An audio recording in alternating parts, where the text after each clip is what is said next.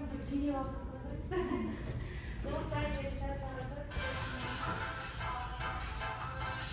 Мынаның ішіне ұстасаңыздар, ішетінесіз. Енді қазір тек қана аяқпен бересіз, бұл біздің бірлігімізді білдіреді. Лақтырып, сосын ұстау 1, 2, 3 дегенде лақтырамыз, қайта ұстауымыз керек. Жақсы ма? Тек қана аяқпен ғана береміз. 1, 2, 3. Төреге лақтырамыз. Енді лақтыра 1, 2, 3 дегенде лақтырамыз да, қол шапалақтан ұстап алуымыз керек. 1, 2, 3. Енді 2 рет қол шапалақтан ұстап алуымыз керек. 1, 2, 3. Енді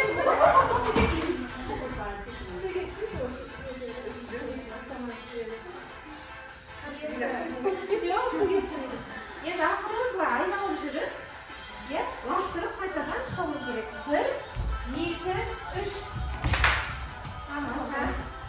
Бір шапалақтан қайта ұстап 1, 2, 3. 2 рет шапалақтан қайта ұстап 1, 2, 3. Тамаша. Тамаша. Көп рахмет сізге ата-ана.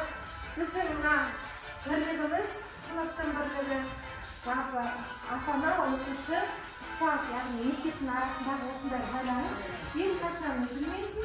Қандай шаруалар болсын, маған хабарласып, бірлесіп бірге шешейік. Рахмет сіздерге. Өзіңізге де. Рахмет. Сымар деп, күлімдеп тұрған, бейне.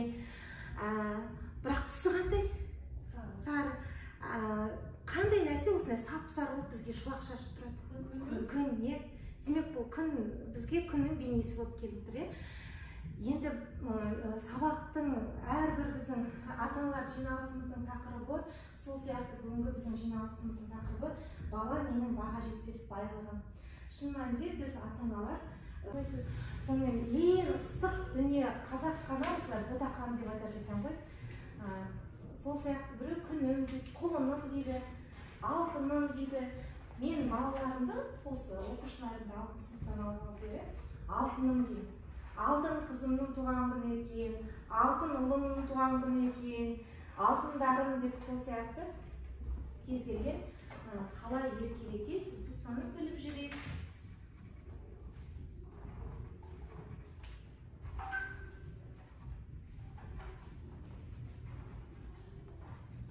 Бірнеше болса, жұмысшылар шықпай маған да жазсаңыз, маған да білім жазсаңыз, маған да білім жазсаңыз. Бір-бірден жазып Енді алтын қолы еркелетесіз.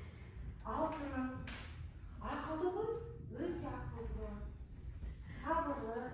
Бірнеге біреуін жазып көп жаза береді. Бірнеше мұтада жазсаңыз ерке қылып жабыстайды.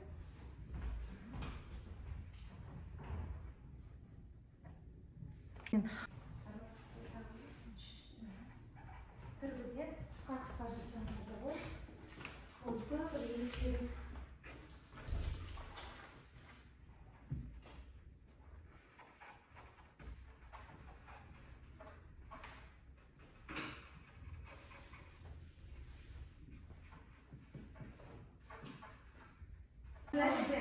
Алып, жабыстырып, оқып, осы жерде қаласыз.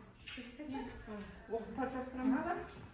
Мен қызымды Сая, өзім үлкен қызым, 4 балам бар, Сая 3-ші бала. Үлкен қыздың үлкені Сая, құлыным, жаным, бриллиантым, деймін олай. Тамаша. Сосын айтам Сая, бриллиантым, сайконтайым деймін. Постоянно сын айтып жүремін Саяға. Потому что жиі ауырып қала береді, оны қатты еркелетеміз.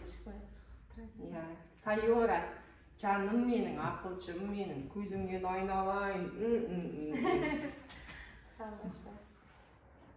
Жақсы. Ақылды деп келесіңіз, добрый, наш красавчик деп, спортивный деп айтамыз. Мықты, Бала адамның бауыры еті ғой. Менде көзімнің ағымен қарасында 2 қызым бар. Сол 2 қызымның екіншісі Тоғжан. Бала адам бауыры еті күнім, қолым, ботам деп еркелетем. Тоқанайым, тоқашым, айым.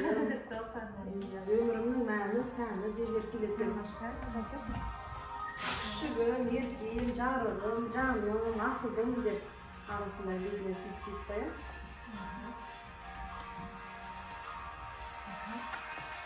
Еткізген гүлім, алтыным, менің көмекшім, боташым, шыбыным деп айтам, гүлзүйім деп айтам, қошақаным, құлыным, өмірімнің мәні деп айтам.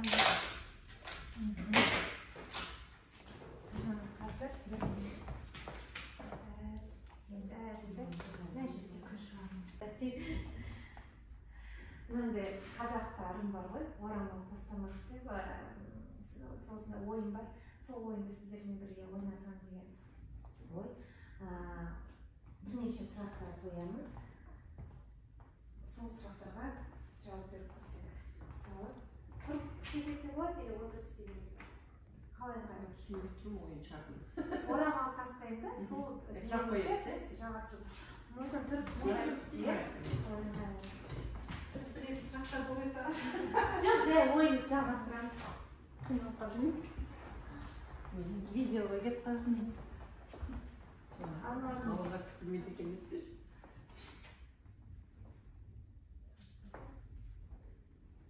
Жоқ, қысқаным. Қымбат өмір танышы. Маған ең қымбат балаларымның амандығы.